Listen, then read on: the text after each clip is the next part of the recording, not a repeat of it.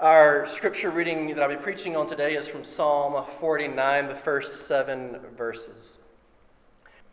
Listen to me, coastlands, pay attention, peoples far away. The Lord called me before my birth, called my name when I was in my mother's womb. He made my mouth like a sharp sword and hid me in the shadow of God's own hand. He made me a sharpened arrow and concealed me in God's quiver, saying to me, "You are my servant Israel, in whom I show my glory." But I said, I have wearied myself in vain. I have used up my strength for nothing. Nevertheless, the Lord will grant me justice. My reward is with my God, and now the Lord has decided, the one whom formed me from the womb as his servant, to restore Jacob to God, so that Israel might return to him. Moreover, I am honored in the Lord's eyes. My God has become my strength. He said, "It's not enough, since you are my servant, to raise up the tribes of Jacob and to bring back the survivors of Israel. Hence I will also appoint you as a light to the nations, so that my salvation may reach to the end of the earth."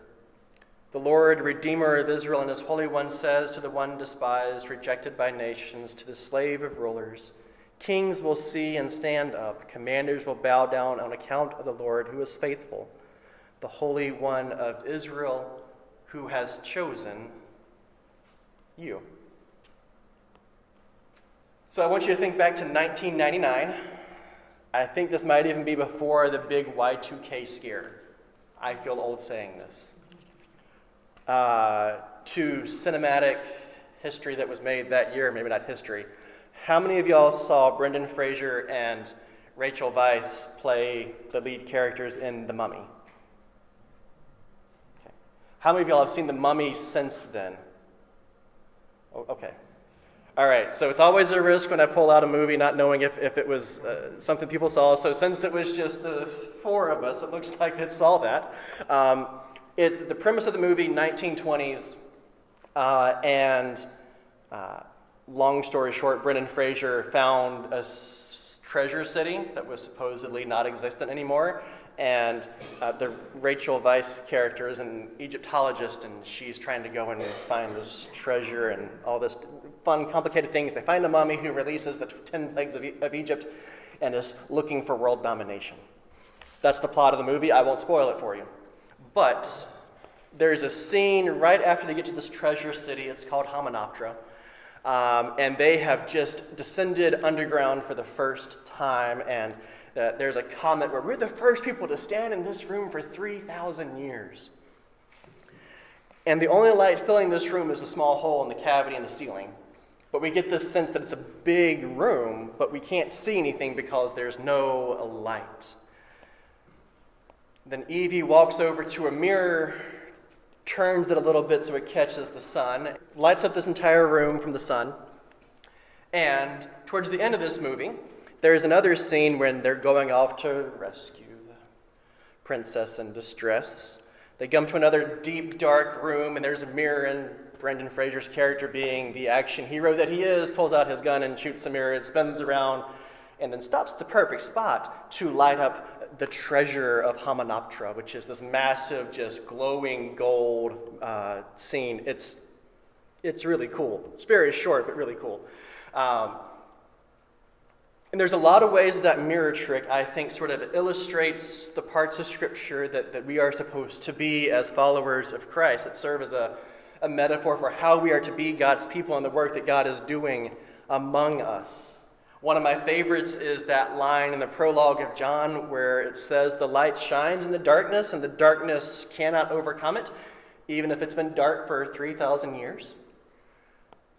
There's that line in the Sermon on the Mount where Jesus says, "You are the light of the world, let your light shine," which most of us learn from that nursery rhyme, "This little light of mine, I'm gonna let it shine." I'm gonna stop singing now.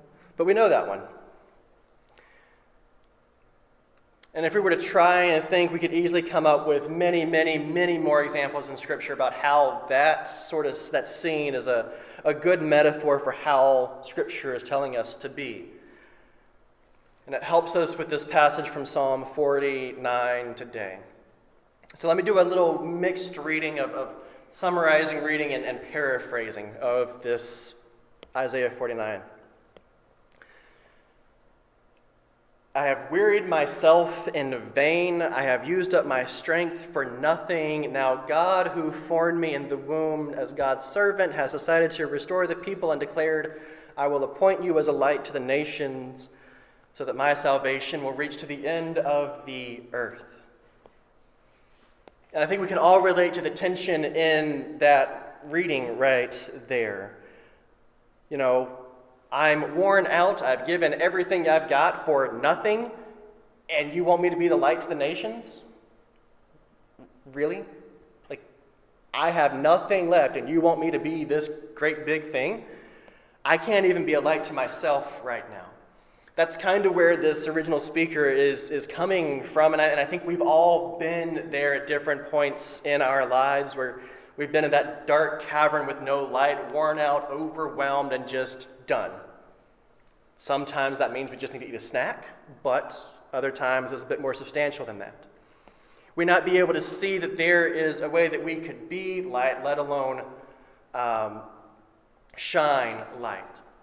And if you're like me, those are the moments when you experience most overwhelmingly the darkness of the world in many places around us, and that light desperately does need to be shared, but in those moments, you're the last person who is able to shine light.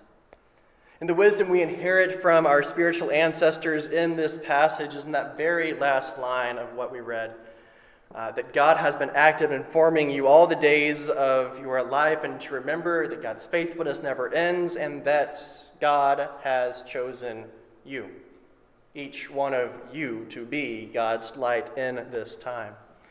No matter how weary, no matter how tired, no matter how worn out you are, God has, does, and will continue to choose you as God's own beloved.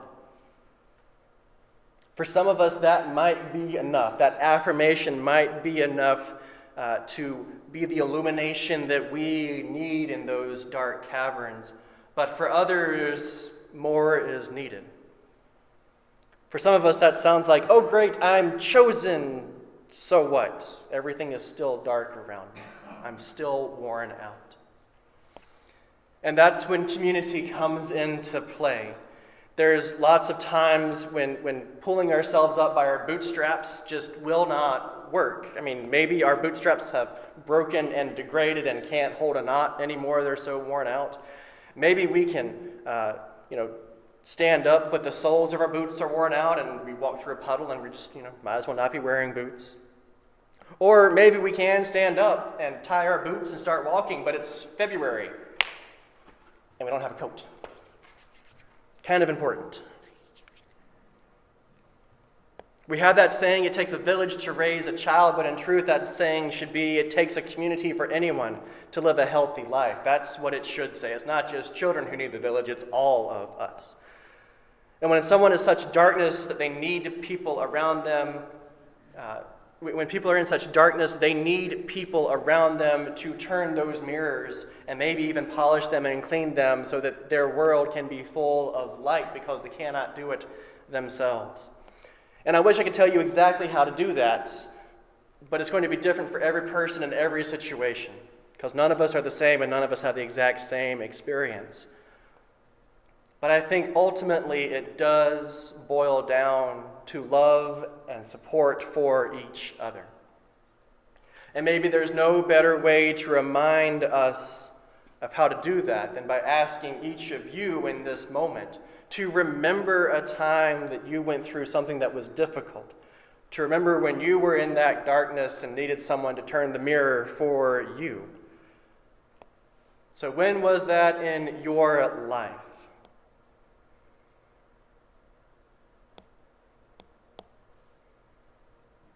What was that difficult time when you needed light?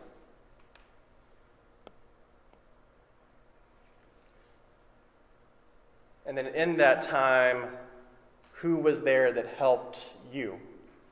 And how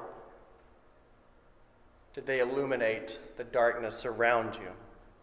How did they help you through? think one of the most stressful periods in my life was when Amy and I were moving up here. Amy will vouch for this.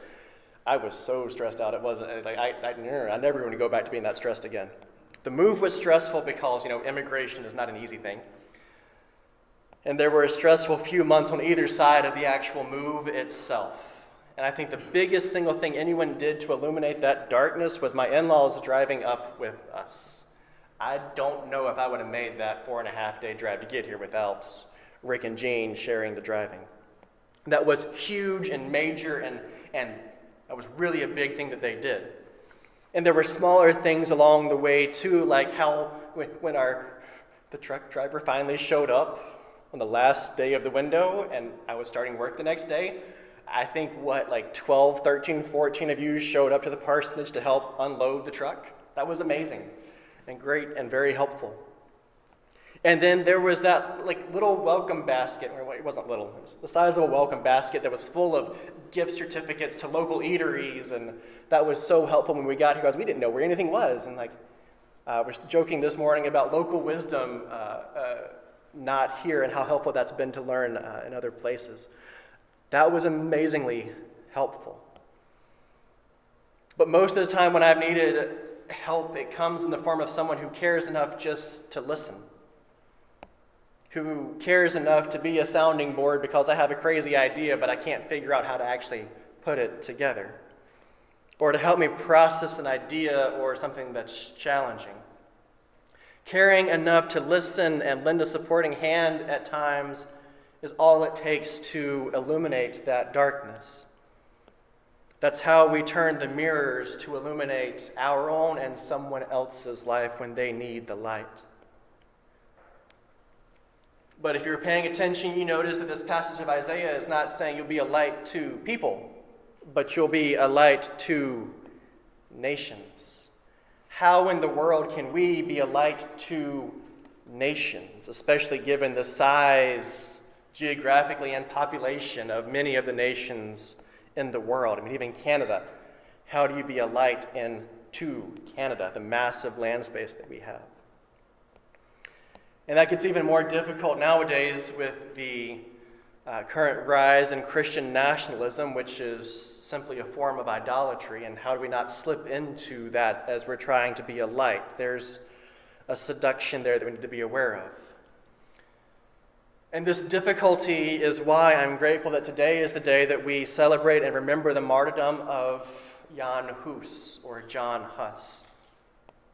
I'm not going to get into the nitty-gritties of who he was right now and why we remember him and all of the detail that's important. When I publish this on YouTube, I will put a link in the video description if you want to do some more reading. If you have questions about it, feel free to ask me. I would love to talk about this in person, but it's not good sermon material unless you like historical lectures. But let it suffice to say that Jan Hus is the grandfather of the Moravian Church. He was the leader of the Czech Reformation movement more than a century before Martin Luther even thought about doing anything. And he was executed as an arch-heretic, not just a regular heretic, but a leader of heretics, by the Council of Constance on July 6, 1415.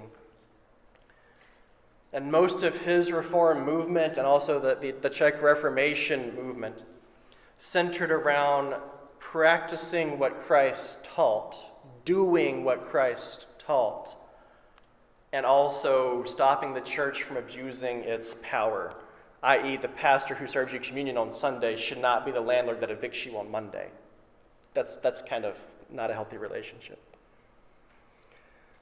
And you might be wondering how someone who was murdered 600 years ago can be an example for us about how we can be a light to the nations.